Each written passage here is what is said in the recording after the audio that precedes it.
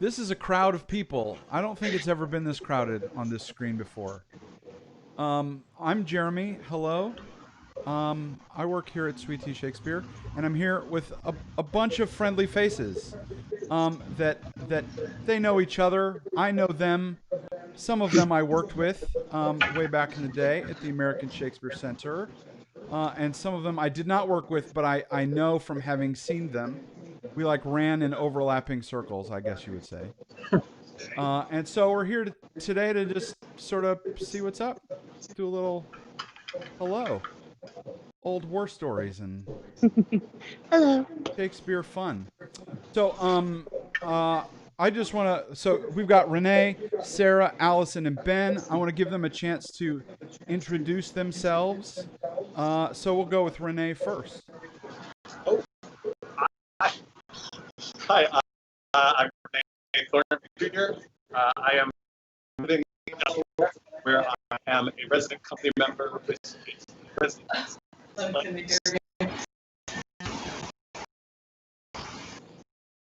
Again, very fun. I just started here. Sorry, no one's doing any plays right now, so mostly in my room. Thank you, Sara. You're up. Hi, my name is Sara Palin. Sara Palin. I am currently gardening a lot in Texas. That is my current job, and taking care of my husband, who is still gainfully employed, thank goodness. And yeah, that's what's going on. Not a whole lot. Is it me? It's like broadcasting now. Hi. Allison, you're up. Yes, thank you. I'm really appreciating how I've been watching the news and watching everyone figure this medium out of being able to be interviewed. And I'm now very much appreciating all of them and watching them have trouble with it and get better at it the last month. I'm Allison. I right now am doing a lot of volunteer like calling for the Democratic Party and for different protest organizations, and doing a lot of online registering and pushing for registration of the vote or understanding Democratic candidates, and doing a little bit of protesting myself in St. Paul. And then I'm also training for a mini triathlon. Wow, nice. It is not a full triathlon, but I am training, and I'm almost ready. I can do all of the components, and I will start next week putting them together and doing them at the same time, or in the same day, or hopefully in the same 2 days. I don't know. That's what I'm doing. Hey, if you need any tips, you know that I had to do one of those for grad school. I was hoping that you would, if you're coming to visit me, I was hoping you would tell me exactly what I'm in my, you'll help. Yeah, it's been a hot minute since I did it, but I do have that on my checklist of things that I've done, so I'm all about it. It's gonna take me a lot longer than a hot minute, but Alex Bannigan is watching. Hi, Alex. Alex, down under. All right, Ben, it's your turn. Hey everyone, my name is Ben Kerns, and I'm living in West Haven, Connecticut, right here on Long Island Sound. And I spent the last year as on the faculty with Southern Connecticut State University, where I was teaching and directing some plays. And the summer, I'm doing some work with the Elm Shakespeare Company and helping to organize some of their online camp activities, and as well as working with the Shakespeare Academy at Stratford, just up the road in Stratford, Connecticut, with my friend Sarah Holdren. Excellent. So, would you all mind telling us, like, assume that I'm a dope, how you know each other? So I met Rene first because Rene graduated from the University of Delaware's professional theater training program in the class directly before mine. And he came to visit a few times while I was in school and saw shows that we did. And so I met him you know, we would hang out and have a drink at the bar, but I didn't really know him that well. And then weirdly, we both got cast at the same time in 2004 to go to the ASC. And that was both of our first seasons there. And then over the years, we got cast opposite one another a lot. And he's my LOS, or my lover on stage. That's what I like to call him. We counted at one point to figure out how many times we had actually been on, been paired. It's a lot. I think we have played lovers 14 times. That sounds right. That sounds right. And Ben's up there too. I met Ben for the first time in Virginia at the ASC, and then Allison, I met outside of a bar in New York. What? Randomly, we shared a cigarette, hanging out with mutual friends years before we actually worked together at the American Shakespeare Center. So, I literally never. Me neither. That's crazy. It was right after I'd toured and before she was hired, or maybe you just knew you'd been hired, or Nope. But you hadn't gone yet. Yeah, I hadn't started yet. Mm-hmm. It was totally random. It was totally random. Totally random. But we shared a lot of friends because she went to grad school at LSU, and a lot of her grad school people worked with me at Colorado Shakes before I ever made it to the ASC. Mm-hmm. But really, Virginia is what solidified my relationship with all three of these people. Mm-hmm. And then that's how I met Sara. And then Ben was in the touring troupe that started right after mine. So I guess we were hired in the summer, and you guys were, I guess, kind of hired. We started, I think, a month after your trip. Yeah, like a month after us. So that's when I met Ben. So we were there sort of at the same time, but two different touring troupes. And then I met Rene, the first day when I came back and started with the resident troupe. And he had already been there for a while and knew Sara and Ben and everything. And so that's when I met him. Although I thought he was very cute on the pictures of everyone. When we got sent the pictures.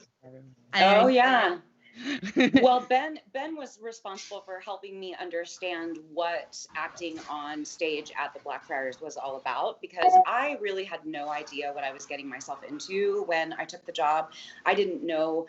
The first time I saw what the theater actually looked like was in my welcome packet that they sent me. There was a postcard of the Blackfriars Playhouse, and my jaw dropped, and I thought it was so beautiful. But I had no idea. I hadn't really done that much research on it. They offered me roles that I absolutely could not turn down. And I had recently graduated from grad school, so I was rip roaring to go, and also to get out of New York City because I did not enjoy my time there. It was very expensive and very hard. So I was happy to come and play Portia in Merchant of Venice, and Helena in Midsummer, and Madame Tourvel in Les Liaisons. I was jumping, rip roaring to go. And they were doing Henry IV at the time, and that was the first show I ever saw on the Blackfriars stage, and it was the touring troupe had brought their shows home from the road, and so I got to see all of them performing in front of a live audience and really understanding, like, oh, okay, I had never seen theater like that before, and I certainly wasn't. They don't train you to do theater with the lights on, so watching you guys, Exmo was extremely educational for me. And I was very grateful to see an awesome group of people do it so well and provide such a great example. Cheers, Sara. Yeah. Yeah, Rene and Sara were like ships in the night, because they got there, as my last tour was finishing their residency. So then, like, as our troupe left, theirs came in, and then I was gone for, I don't know, like a year and a half, 2 years, and came back and did my first Ren season. That was the first time that Rene and I worked together, and like sort of the earth shifts, or at least mine did. It was a little like, I had seen him on stage, and Miriam on stage, and John Harrell on stage, and then I was in the same cast as all of them. And that was that's a pretty addictive drug. And then and then Allison came back in 2007, and then I guess Sarah and we didn't work together, I don't think, until 2010, 2009. 2009, yeah. Yeah. That run. But of course, we knew each other for years. Yeah, but that 2009 run season. Changeling. Yes. Yes. Yes. Yes, it sure was. Yeah, I mean, I guess everyone's covered it. Sarah, yes. Allie, Winter's Tale was our first show together. Mm-hmm. Sarah and I's was the most lamentable comedy of Sir John Falstaff. I remember that one. And what I love about my experience with Ben was, as Sarah mentioned, I got to see his Falstaff in one, and I was like, who the hell is this actor? I want to work with this dude. This dude's fucking awesome. I forgot to check if we're allowed to curse. You're fine. Just cover your mouth like that. It'll be fine. I broke the ice. And I remember being at a party at one of the actor houses towards the end of Ben's tour contract, Ben's promotion. And the two of us never really had this conversation with an actor before. Of like, the both of us were like, you're fucking awesome, and I want to work with you. And like, I hope that happens someday, in our drunken party. And then it did, and it was so. And then it got tough. And like Sarah, I'm probably the person I played opposite almost as much as Sarah is Ben. Yeah. Yeah, and I should, go ahead, Allison. I think you're about to say the same thing as me. I've had very dysfunctional marriages with Ben, quite a few. Not as many relationships as Rene and Sarah, but I think we're probably equaling them for dysfunctional ones. Yeah, oh my God.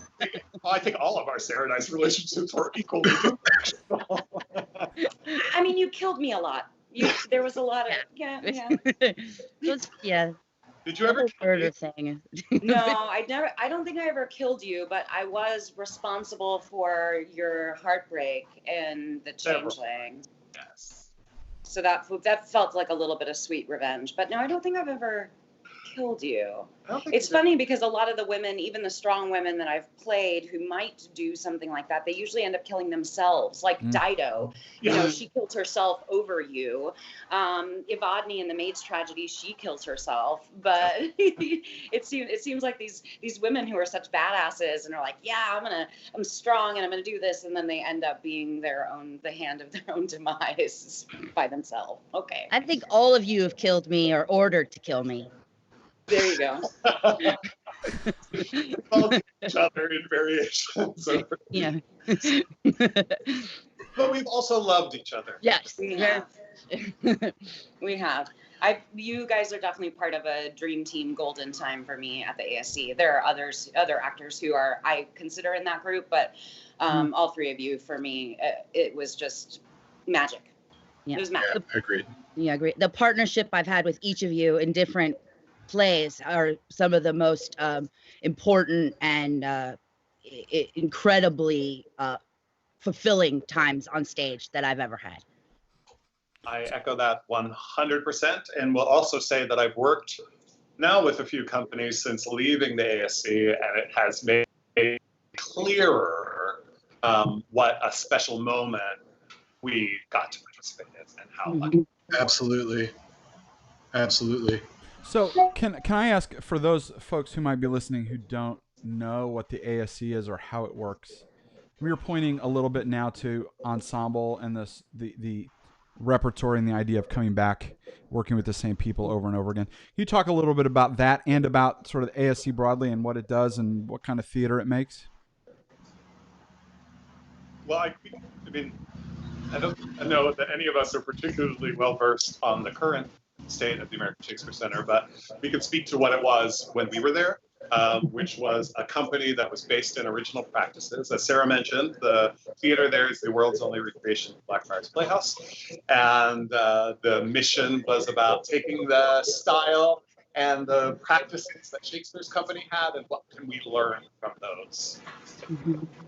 And the company was equal parts, or even before the theater was built, about that touring ability to bring to colleges whatever place that you were in, whether it be an actual theater or even, whatever kind of coffee bar they could make shift into a space, but making sure that those practices, like the lights being on, like the actors having communication or, with the audience, in different sparse set, more about the using the language to create where you were, bringing that out on tour, and then also then using the Blackfriars to show how that would have been done within the architecture of the time. I should also maybe clarify, because I know we've already mentioned Ren season. So if people don't know what that is, the very first Renaissance season happened in 2005. And that was a further exploration about let's get a little bit closer to maybe what they were doing in Shakespeare's day. So that's 12 actors, no directors, no designers. So the actors are directing themselves and each other, and they're picking out their own costumes, and they're making the decisions for what goes on stage. And it is some of the most chaotic time, and also some of the most exhilarating time when I was at the ASC.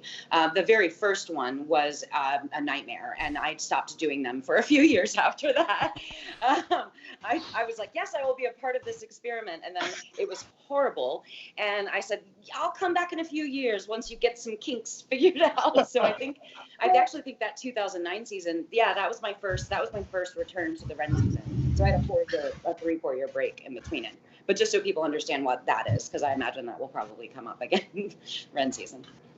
And I'd like to mention too that, in the period that the four of us were there, I think one of the other big structural and institutional changes that the company went through was the huge increase in performance of live music.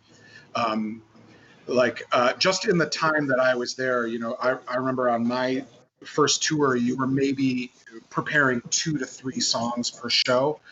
And by the time I left, you were expected to craft closer to, 10 in terms of, 6 per, and then whatever else happened in the show or whatever. But that, I think, is something that now is associated with the company that sort of came to fruition during this quartet's tenureship there. Hey, we did pretty good. We summed that up and parsed it out. Everyone understands. Yeah. So, can I ask you why Shakespeare? What drew each of you to Shakespeare? What's kept you in it? What do you think? What's your favorite? What do you think? For me, I'll start. I had very little experience with Shakespeare before actually going to grad school.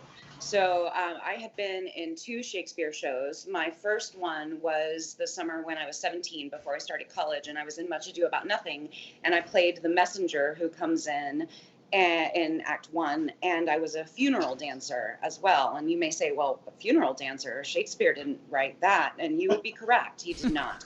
But I danced with a torch and a cape around Heroes Monument, and that was my big introduction to Shakespeare.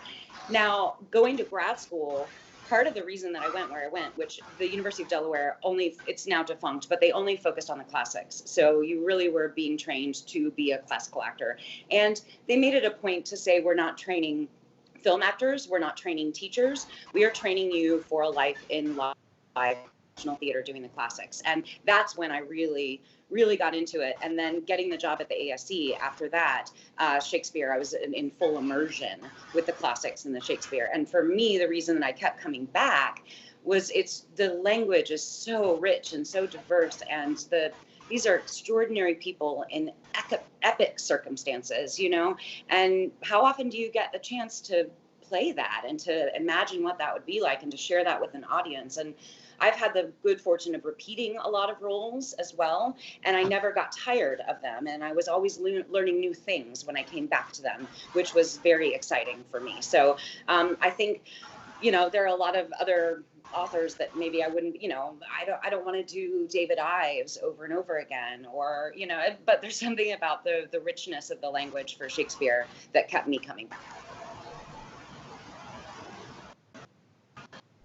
I did my first Shakespeare play my first semester in undergrad, and I had, I only read it in high school beforehand, and I went out for it only because it was like the first play they were doing, and it was Romeo and Juliet, and I was a freshman, and I got cast as Paris, and the director made it a big point to tell me, like, you're really lucky to be playing a character with a name.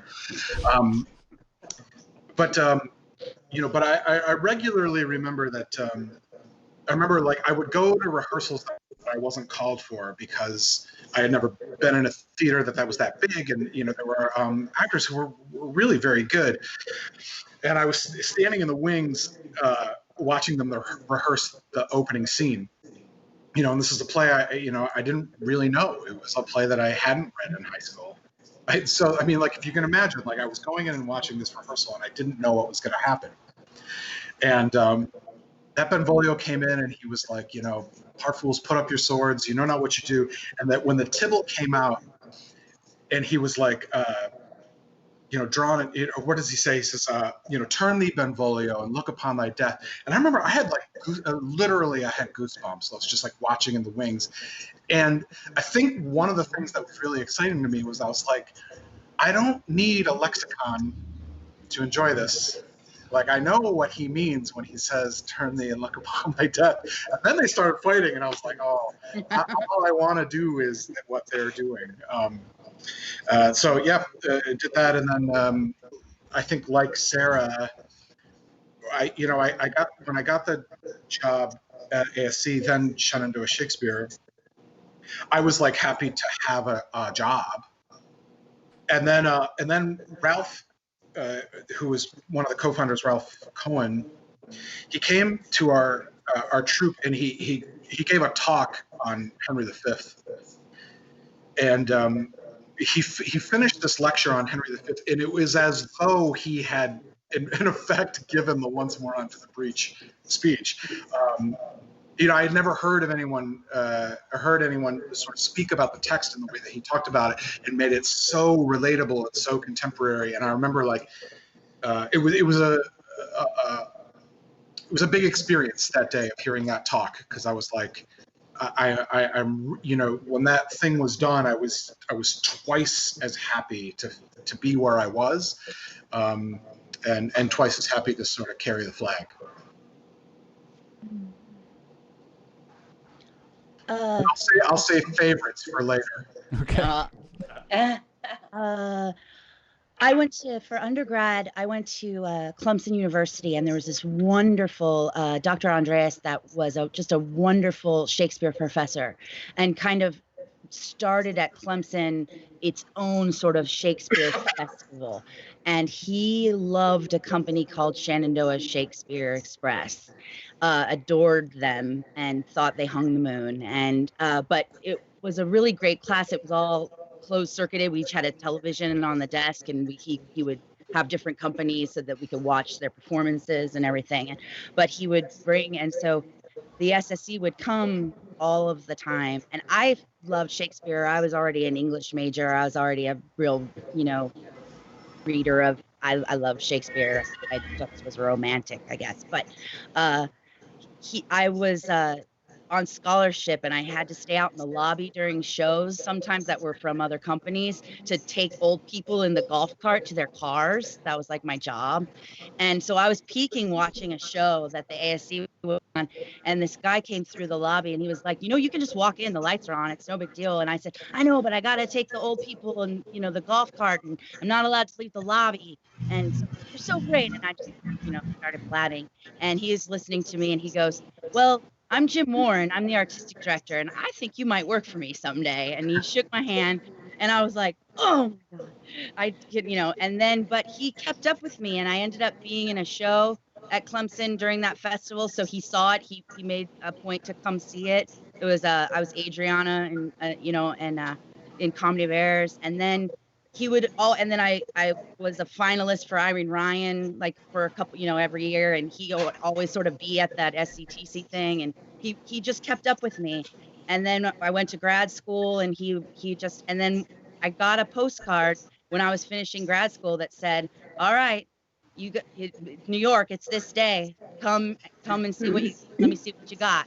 And I said, okay. And that I got cast that season. And for the tour, and I played all men except for Lady Montague. She's important. Wasn't Kate Norris in that show that you saw in Clemson? Yes, it was. Yeah. Because she was there all week. It was like 3 different shows, and I loved her because I had gotten to see the Richard, and I was like obsessed with her. So I was sneaking, but it was the 12th night that I had to work the lobby for. So, which also Jim's wife was in. So I was like, yeah. So then I guess once working for ASC and that live audience and the laboratory that was that stage and how much I learned, because in grad school I'd worked for Shakespeare and Company and been trained by them. So I had a real deep love of the language and using the language emotionally, and felt very well trained in my classical theater program and Shake and Co. But I feel like the way that we worked then, and that building and those practices taught me so viscerally how to attack the language, and with a discipline, but also a vulnerability that just really stuck with me and changed my life and made me adore being a part of the laboratory. It felt like every single time it was an experiment in how we could, within that containment of those practices, truly be boundless in the creativity. Yeah. Yes. Yes. Yes. Yes. It's funny. I mean, like, I just have to say, like, these are 3 of the people who I'd love. Like, these are 3 of the best actors that I have ever worked with. Allie. And what's funny, Sarah's interaction sort of hinted at this. I could tell all 3 of those stories. I know all 3 of those stories. We have all sat in so many talkbacks together. 100% tell all 3 of those stories. So I'm sure they could tell mine. When I was 15, when I was in high school, our school district had a summer Shakespeare program that they sponsored. And so my first Shakespeare was Midsummer. I played Oberon. And then the next summer I got to play Shylock in Merchant. So those were my first introductions to Shakespeare. Lightweight.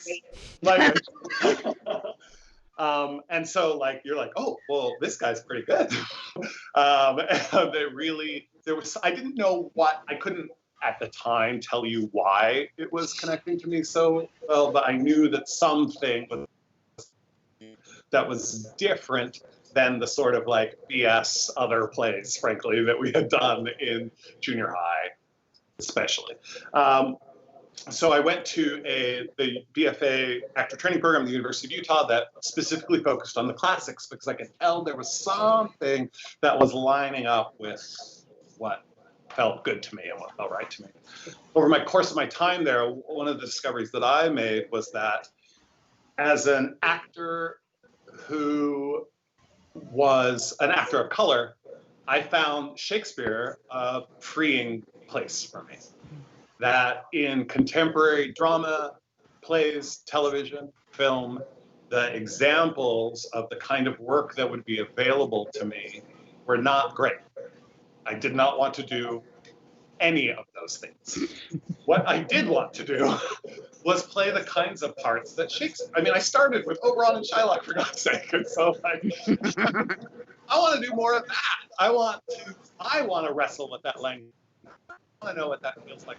I want to go out. So I just kind of kept pushing it. And as Sarah mentioned, we went to the same grad school. And so that program was very specifically classic based. And I have only really, until leaving the ASC in 2017, then in 2018 did the first real contemporary play. And as a matter of fact, earlier this year, for the very first time since I was 15 years old, I did a play that was on set that was like a house inside of someone's home. And there was like couches, and there was like a workable sink, and there was a dining room table. And I like drank beer out of a bottle instead out of a stein. And I was like, I don't know what's happening. And the rest of the cast was like, what's wrong with you? This all feels so weird. I don't know what's going on. So I just found that my particular skill set and Shakespeare made marriage that I wanted from life. I would also like your viewers to know that Allison and Rene have both completed the canon. That's a big deal. It's a big deal. Yeah. It's a BFD, as our Democratic nominee would say. BFD. Yes. So That in a pot of to that end, because Allie mentioned it a little bit earlier about how she played mostly men that first season, and like one of the things that I thought was really I ended up taking for granted about the ASC was how much cross-gender casting we had there. And it happened so much. More often women played men than men playing women. Sure. Shakespeare didn't write that many female roles. And well, there's just so many more male roles. Yeah. But I did 118 plays of the ASC, and every single one of them had women playing men in it, most of the time. And so I took it for granted as something that happened all the time. And it's interesting now to see companies like break their arm to pat themselves on the back for casting one woman in one male role. And I'm like, are you kidding me? We've been doing that for years. In my first season, I was Jakes in As You Like It, Mercutio in Romeo and Juliet, and the clown in Winter's Tale. Get out. I mean, and people are like, oh, we gave her, Benvolio. Because, Romeo could have a girlfriend. No.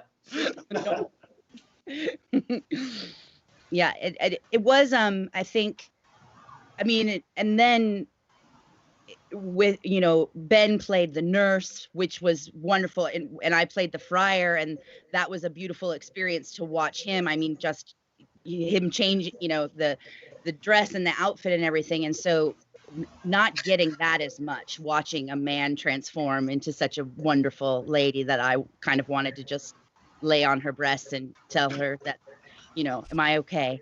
But Sarah and I so many times got to transform, to so many different warriors, clowns, drunk men in bars, Ben, what are you laughing about? I'm sorry. It's like there's two things that just jump out. She was like, Sarah's also been a man. I was like, Sarah wore pants and like simulated sex with a suitcase. Yeah. Like I watched it happen a bunch of times. Yeah. I don't know that that's high art, but it did happen. Tim Saylor says hello. Tim's brother. Hi, Tim. So we got to do a lot of, really fabulous, loving things like Sarah and her suitcase. I want to point out too. Miriam's also watching us. Miriam's watching. Yeah. Hi, Miriam. She says she can't comment, but she loves and wants to be with us. Miriam is part of the crew as well. The Dream Team crew. Next time, Miriam. Yes. We'll get it done. Rene and I wore dresses along with Chris Johnston in The Tempest. Yes. I've seen that happen twice. Which I was in which to this day remains the only mid-performance standing ovation I've ever seen. Oh yeah, never again. Like never before, never since. That in time. Yes. Oh my God. That was a truly beautiful thing to witness. In those sequin dresses. It was a sight to behold. So, well, I'm wondering, do you have roles that in the Shakespeare canon that you would like to play that you haven't gotten to because I mean, you and Rene have done all the plays, but is there a role that's still out there for you that you go, ooh, I really want to get my chances with that one? It's funny you say that because since leaving the ASC, it is not a thing I bring up because it's weird, but inevitably Pats will then read my bio and see that I have done all of the Shakespeare plays. And then people somehow translated that in their brain to mean that I have played all of the roles. And so I have now been in a ton of rehearsals where someone will be like, well, Renee's done it. What do you think?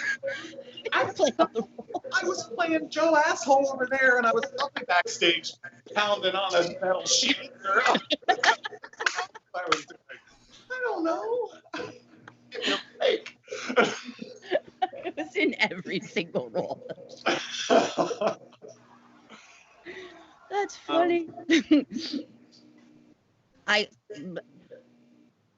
I would love, I know it'd be great. I would love to do Lear. I don't know. There's something about it. Well, you got lots of time. Yeah. You got lots of time for that one. It'll probably be in my backyard. But you know, that's cool. He's outside a lot, you know. So it would. Theater is only happening in backyards these days. So. And, you know, so it will work out just fine.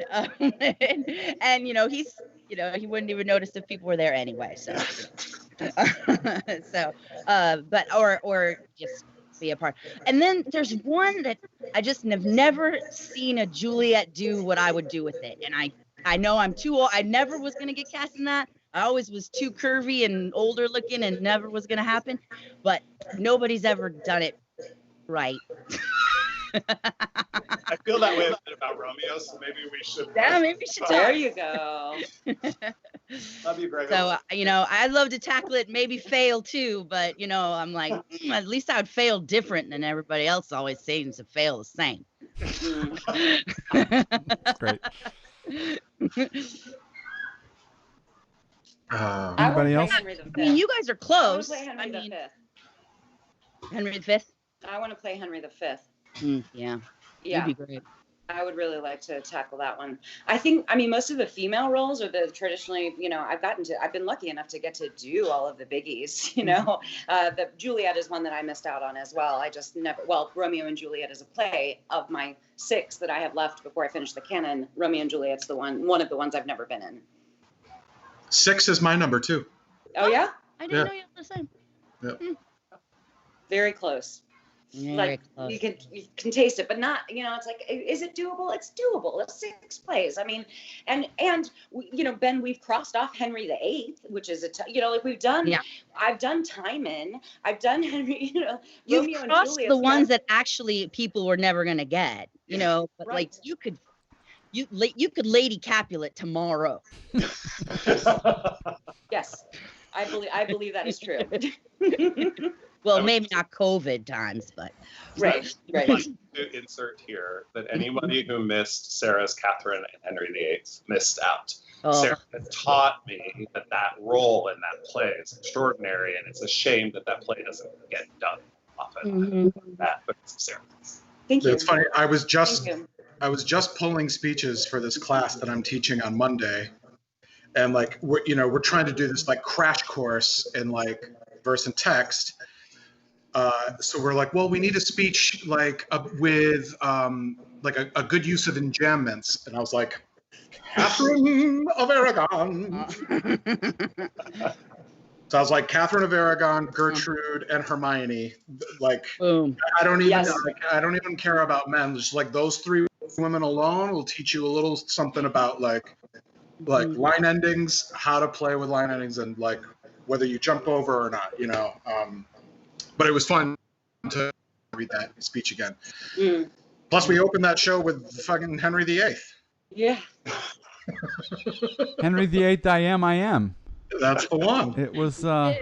did. It was a moment.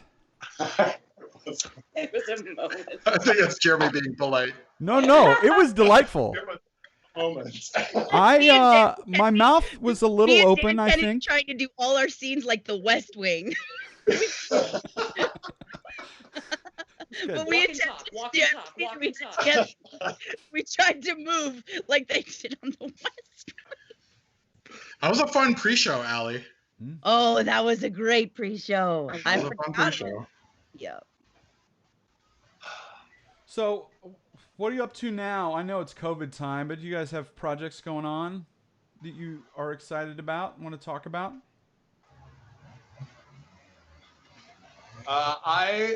If only Chris Johnson were here for the cricket noise. If we had had this conversation 2 weeks ago, I would have been like, no, my ass is staring at my walls. That's all I do these days. But then in the last week, all of a sudden, everybody decided that they needed to do a reading right now. I don't know what was happened last week of June, but everybody decided it was time to get to work. And so I'm currently rehearsing 3 plays with Quintessence Theater in Philadelphia, Midsummer, Life is a Dream, and Caligula. Thank you. Caligula, which we read tomorrow. That's why it wasn't on my brain yet. I am also, speaking of ASC, I am in a reading of a brand new play by Jenna Hoban, who was also a company member at the ASC for a while, that Jim Warren is actually directing. And there are some old ASC folks in that. Greg Phelps and Sarah Hines are there, and it's great to see them as well. And what's the other thing I'm reading right now? Oh, and then for San Diego Rep, I am reading JQA, Aaron Posner's JQA, and a new sort of companion piece that he's writing to that. I'm doing that this week. So like, when you say, that's a lot. When you say rehearsing right now, like, is that like this or like Zoom or? Okay, so you just sort of read it over and. Yeah, it's rehearsing on Zoom is not it's not easy, right? It's not ideal. It's not, and it's weird because I'm now rehearsing with a company who all know each other. It's like I showed up on the ASC first day, and I'm the one new guy, and I've witnessed many people go through that, and it's interesting because I went through it in the fall when I joined prep, and I'm going through it now with this group. And it's maybe even weirder by the fact that, yes, we're all in rehearsal, but at the end of the day, it's still me in my office alone staring at it. And is there the hope that you will be doing this together in a space in the fall? Okay. And what is fall? Like as early as September or? No, late September, October. And then. If they figure it out, let me know. Right. Then everything you do is online, like every teaching thing is over the computer, or can you meet in small groups or teaching? Are you asking me? Yeah. Oh, sorry. Sorry, I was looking at you, but you probably couldn't tell. I'm sorry. My picture sort of alternates between all of you. The spring, like mid-March, the campus closed, so we did everything online. And for me, it was lucky because I directed a play, and we closed the week before the quarantine began. So we were really glad, and that sort of counted as one of my classes for that semester. And then the other one was more of an intro to theater history class. So it was pretty easy to do online. It was not a performance-based class. For the fall, they're talking about perhaps doing some kind of hybrid thing where some class days are online and sometimes we meet. The good news is that for the first time at working in this university, normally the acting class that I teach is the intro to acting class, and I have 20 students in it. And this time I'm teaching an acting 2 class and a Shakespeare workshop, and I have 6 each, which is it's like a grad school size class, or at least that's really get some work done. And it means that we can spread out and we can meet. There's still some question about whether or not we're gonna have to do masks or whatever. The drag is that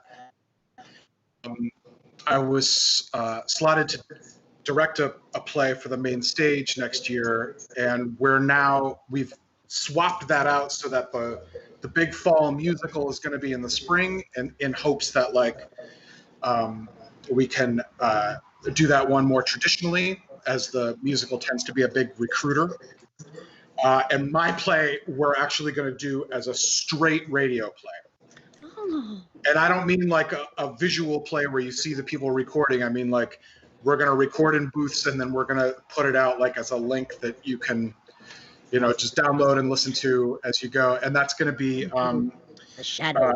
It's going to be a newer translation of Ibsen's Enemy of the People. Great. Sounds right up your alley. Good choice. Yeah. Yeah. Very nice. Sarah, Texas is looking bad. Texas is real bad.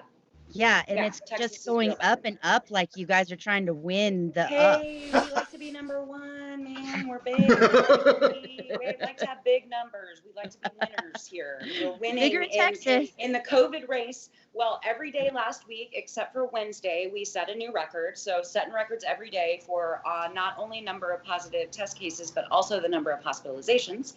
So that's been on a 7-day trend since then, with one day in the exception.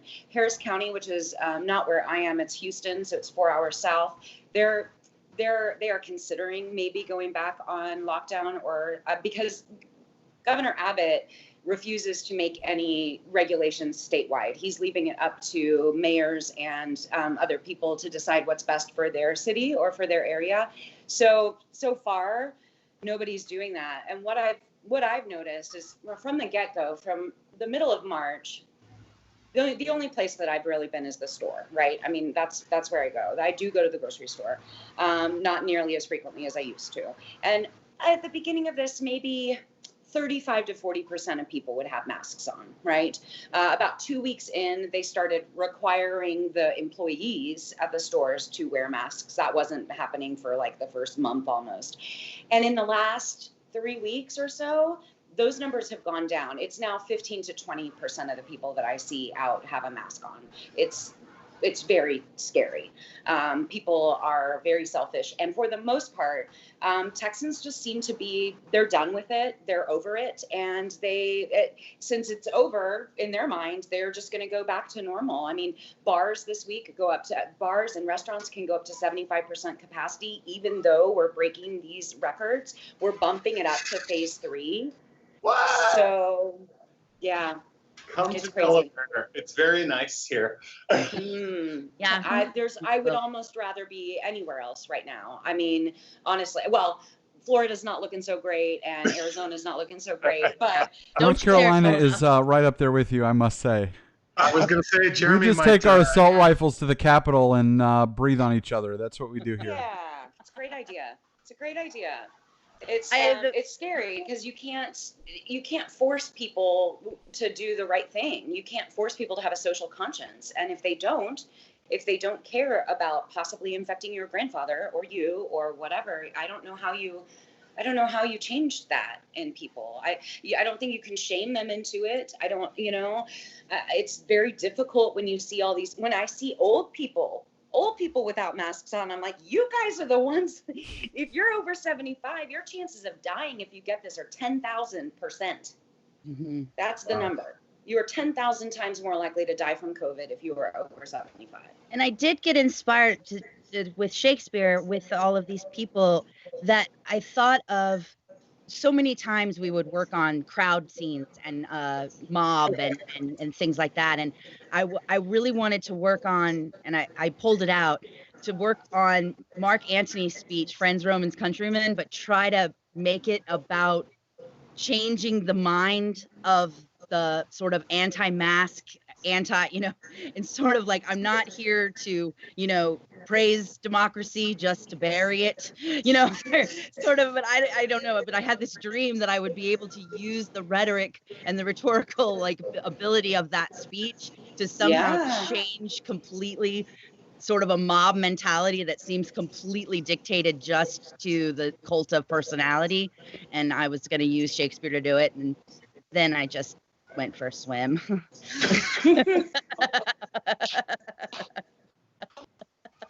Well, you're training for that mini triathlon. I mean, you got to get back into training. But it is interesting how much of this feels. I don't know if it's because of all the Shakespeare that we created, or because of all that we had to read, but it does seem tremendously like, oh no, that's what I know. Kings did that. Like what he's saying, that is very much a and it's so much I can be like, well, I could quote you a Shakespeare play that is very relevant to that right now, especially. Very true. Yeah, we've had practice at the end of the world, I guess you would say. Yeah. Well, I want to thank you all for being here. It's just a delight to see all of you in one place again. I was, for those of you who don't know, out there in the in whatever internet world, I was a student most of the time that I saw these people. Allie was just coming in as I was leaving as a student. And I think the first thing I saw Ben in was a Henry IV Part 1 where he played Falstaff. I may be wrong about that, but I was a student then, and then I worked with Rene and Sara on As You Like It, Macbeth, The Tempest, and Othello, 2006. And I still know every word of those plays because of their work. Really, I mean, and what I want to say is that like I've gone on and I teach now and I direct plays and produce here at Sweet Tea Shakespeare, and the thing that comes back to me all the time is like I cannot think about any production that we would do ever if I've seen any of you and our other friends in it. It's like that's the dream that the thing is built on. Does that make sense? Anytime you touch a play again, I think that's true for a lot of things, but it's especially true about all of you. And so thank you. Thank you. Yeah. Seriously. Take care of yourselves. Maybe we'll do this again. We'll shuffle the couch. Yeah. Miriam, you're welcome to join us. Tim, you're welcome to join us. Thank you all. Thank you. Thank you for Be providing well. this time with these people that I love. Yeah, It's really lovely to quite see them. delightful. It's Thank great. you. Thank Great you to see so you, much. friends. Love you I'll guys. see See you all, friends. Love I'll you see too. you next time. Thanks. All right.